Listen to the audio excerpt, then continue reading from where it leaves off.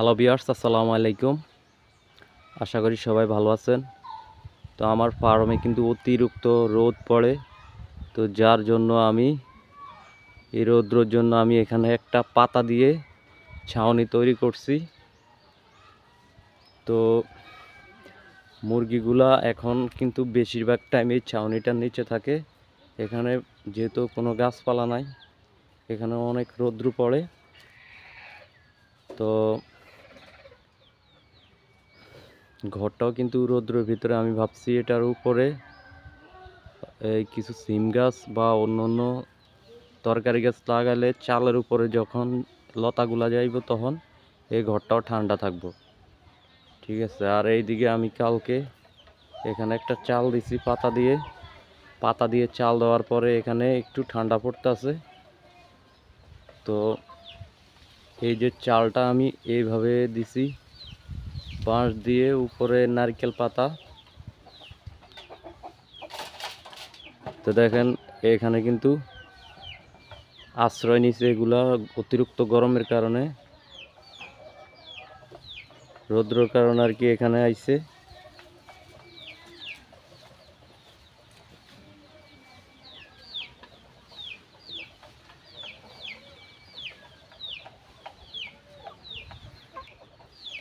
একদম এখানে খাটের উপরে আর কি রিল্যাক্সে বসে আছে এগুলা ঠান্ডার ভিতরে।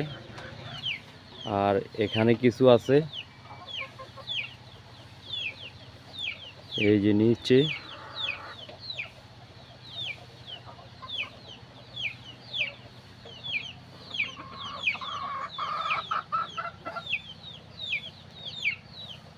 এই যে এই মুরগিটা অলরেডি আজকে 2 দিন ধরে ডিম দিতেছে আলহামদুলিল্লাহ। তো আমার খামারে যেহেতু মুরগি কম, তো অলরেডি 5টা মুরগি আর কি ডিম পাড়তেছে।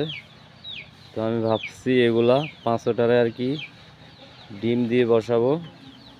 যেহেতু আমার ফার্মে মুরগি এখন কম, আমার কিন্তু ফার্মটা বড় করতে হবে। তো আপনারা সবাই দোয়া করবেন।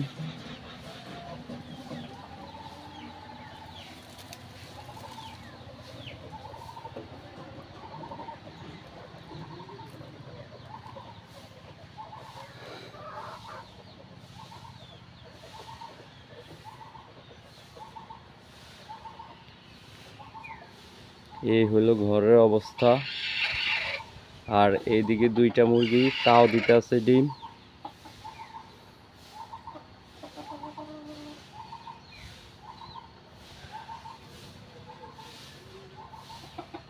আর এই একটা মুরগি ডিম পারবে আর কি।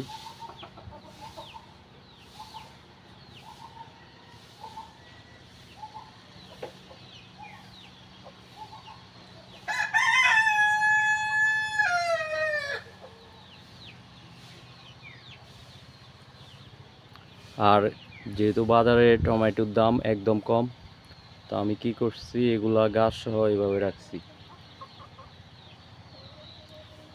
এগুলা গাছ সহ এইভাবে রাখলে অনেক দিন আর কি লাস্টিং করে।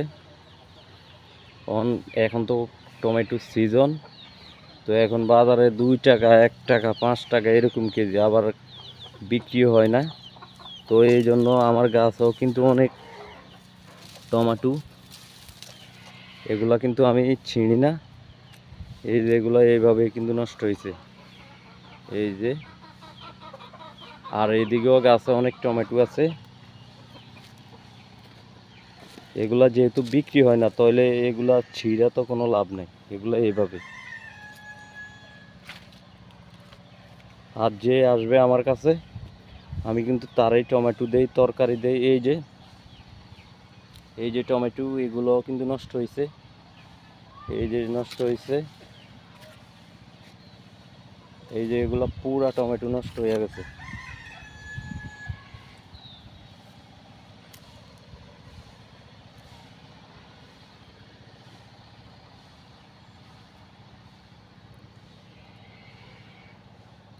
তো আজকে কিন্তু আমার এই পেঁপে গাছগুলোর গোড়াতে সার এবং গোবর দিব।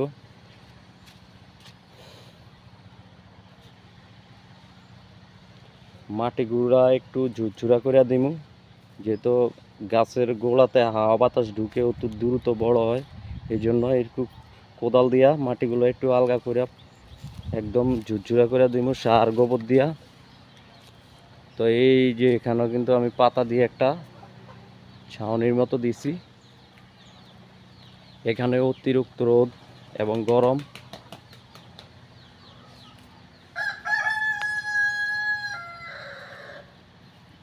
আর আমি কিছু পেঁপে গাছ এইদিকে রোপণ করছি। আমি এই যে গর্তটার ওই সাইডেও আর এক লাইন রোপণ করব পেঁপে গাছ।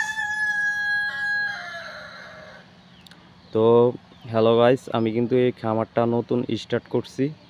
তো আমি আমার এই খামারটা কতটুক সামনে নিয়ে যেতে পারি, আপনারা আমার পাশে থাকবেন, সবাই দোয়া করবেন।